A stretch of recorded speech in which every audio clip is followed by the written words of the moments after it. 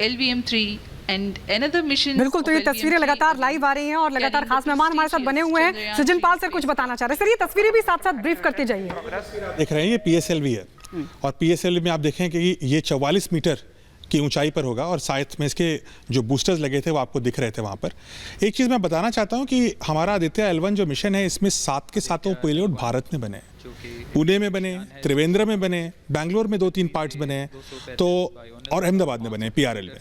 तो अलग अलग भारत की जगहों से मिल करके आदित्य L1 मिशन बना है। बजट भी कम है, बजट भी इसीलिए बजट कम है क्योंकि भारत में बना है। और अब इससे फायदा क्या होता है? फायदा ये होता है कि भविष्य में हम अगर ऐसा कोई भी मिशन बनाते हैं तो हम भारत की कैपेबिलिटी का इस्तेमाल कर सकते हैं। भारत की साइंटिफिक माइट प्रज्वलित कर इसे प्राप्त किया जाएगा। आर्ग्यूमेंट ऑफ पेरिजी असेंडिंग मोड और पेरिजी के बीच के कोण है जिसे कक्षीय तल के साथ मापा जाता है। आदित्य L1 के इस दीर्घाकार कक्षा में अंतक्षेपण के पश्चात उचित समय पर और उचित अभिवृत्ति में अंतरिक्षयान में लगे लिक्विड एपोजी मोटर्स को फायर कर कक्षांतरण किया जाएगा और इस तरह 5वीं बार में LAM मोटर को फायर कर यान को पृथ्वी की प्रभावी क्षेत्र से बाहर निकलने में समुचित गति प्राप्त की जाएगी। फिर वह पृथ्वी की कक्षा से छोड़कर सूर्य की कक्षा में प्रवेश करेगा और ऐसा करते हुए यह करीब 125 दिनों का समय लगेगा। 125 दिनों बाद यह L1 पॉइंट के पास पहुंचकर और उसकी परिक्रमा करना शुरू कर देगा और यही वह L1 पॉइंट है जहां पर से यह अपने वैज्ञानिक उद्देश्यों का भी प्रतिपादन करेगा। अब हम उड़ान से 11 मिनट की दूरी पर। Control system execution in progress. Let me in the meantime tell the viewers about the flight events that the launch of PSLV C-57 Aditya L1 will take. This mission is among the longest flights of PSLV. It is going to last for 63 minutes and 19 seconds. The liftoff coincides with the ignition of core S-139 solid rocket motor and the ignition of the 4 ground-lit strap-ons.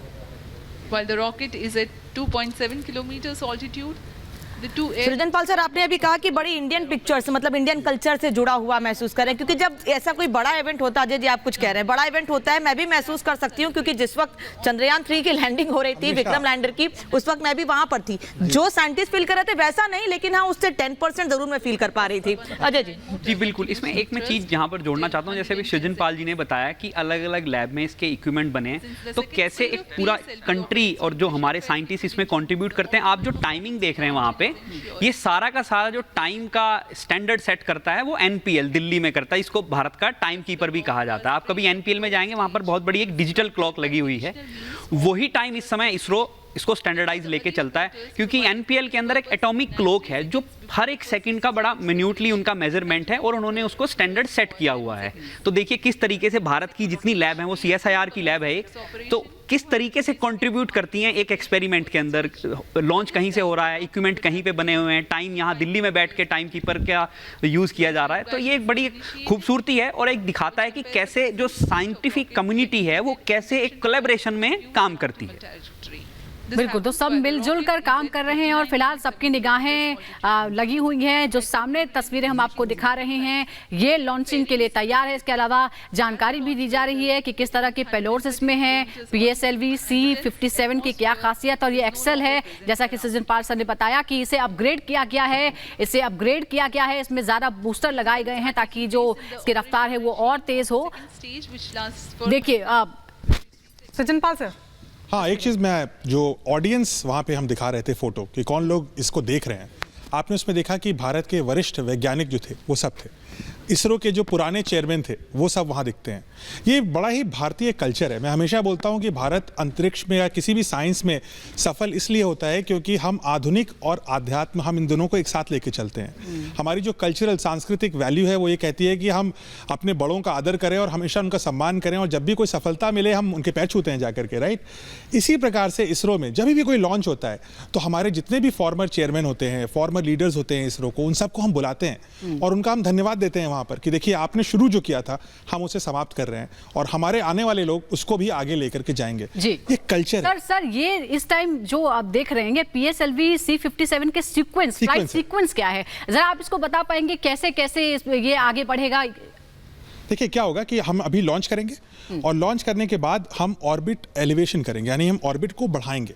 अभी तो हम एक orbit में स्थापित हो जाएंगे धरती के काफी नजदीक, करीब 19,000 किलोमीटर बाय 250 किलोमीटर के ऑर्बिट पे हम घूमेंगे। उसके बाद उस ऑर्बिट को हम एलिवेट करेंगे, हम मोटर्स का इस्तेमाल करेंगे। मैंने आपको बताया हमारे पास 8 मीडियम साइज मोटर्स हैं, हम उनका इस्तेमाल करके इसका ऑर्बिट बढ़ाएंगे और 4 चरणों में बढ़ाएंगे। 4 चरणों में इसका ऑर्बिट बढ़ाने के बाद हम फिर इसको जो धरती की जो स्फीयर ऑफ ग्रेविटी है, जो इन्फ्लुएंस ऑफ ग्रेविटी का एरिया है, वो करीब 8-9 लाख किलोमीटर के आसपास होता है, वहां से हम इसको ले जाएंगे सूरज की तरफ 15 लाख किलोमीटर।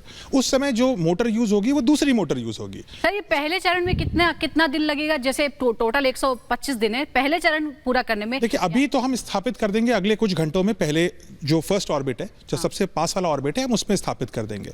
उसके 2-3 बाद, हर 2-3 दिन बाद हम उसका ऑर्बिट बढ़ाते जाएंगे और बढ़ाते बढ़ाते अगले कुछ दिनों में, मे बी करीब लगभग 1 महीने से कम लगेगा हमें, हम अपने लॉन्गेस्ट ऑर्बिट पे आ जाएंगे और उसके बाद हम सूरज की तरफ अपनी जर्नी शुरू करेंगे, जिसको हम क्रूज फेज बोल रहे हैं।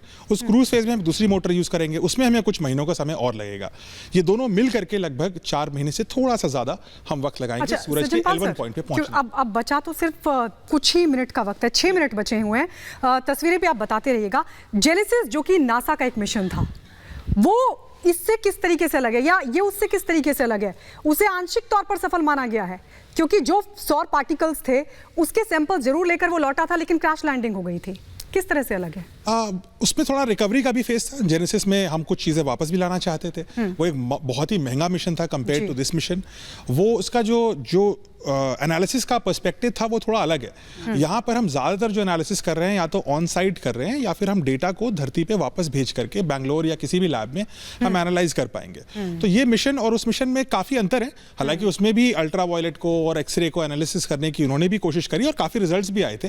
तो ये जो नासा का जेनेसिस है, भारत इसरो का जो अपना हमारा जो आदित्य शुरू हो रहा है, ये सब मिल करके ग्लोबल जो ह्यूमन कम्युनिटी है उसके लिए सूरज के बारे में जानकारी हासिल करेंगे। और सूरज के बारे में बहुत कुछ जानना जरूरी है। अब छोटी सी चीज जो ढाका जी भी बोल रहे थे, हमारे साथ जो साइंटिस्ट थे, कि सूरज की जो सतह है फोटोस्फीयर, उसका टेम्परेचर 5.5 डिग्री सेंटीग्रेड है। लेकिन जो कोरोना है, जो बाहर का एरिया है, वो ठंडा होना चाहिए था उससे, लेकिन नहीं है, वो 20 लाख डिग्री सेंटीग्रेड है। क्यों है पता नहीं। तो ये चीज़ पता करना बहुत आवश्यक है क्योंकि इस चीज़ से हमारे वातावरण पे बहुत फर्क पड़ता है और इसीलिए दुनिया भर की नज़र हमारे ऊपर है। लेकिन राष्ट्रीय सुरक्षा की दृष्टि से भी मैं मानता हूं कि ये सूरज को अध्ययन करना बहुत आवश्यक है क्योंकि जो हमारा वातावरण है, ग्लोबल वार्मिंग है, जो हमारे वेदर पैटर्न्स हैं, बारिश है, सूखा पड़ता है, ये सारी चीज़ों में सूरज का भी हाथ होता है और इसीलिए उसको एनालिसिस करना, उसको ट्रैक करना बहुत ही आवश्यक है। तो ये बहुत इंपॉर्टेंट है। क्या सृजन पाल जी, क्या ये भी हम माने कि जो L1 है, जो पॉइंट है L1, वहां पर कोई टारगेट सेट कर लिया गया है या फिर वो एट अ टाइम ही देखा जाएगा कि कहां पर सेट करना है, जहां से हमें जानकारी मिलनी है सूरज की, जहां से हम समझ सकेंगे कि क्या नेचर है सूरज का? हमें मोर और लेस पता है कि L1 कहाँ है, तो लैग्रैंज कहाँ पर है ये हमें पता है, किस पॉइंट पर है। अंतरिक्ष में जब आप जाते हैं तो मोस्ट ऑफ द चीज़ आप पहले से निर्धारित करके जाते हैं, आप वहाँ जाके डिसाइड नहीं कर सकते क्योंकि आपके पास ईंधन बहुत लिमिटेड होता है।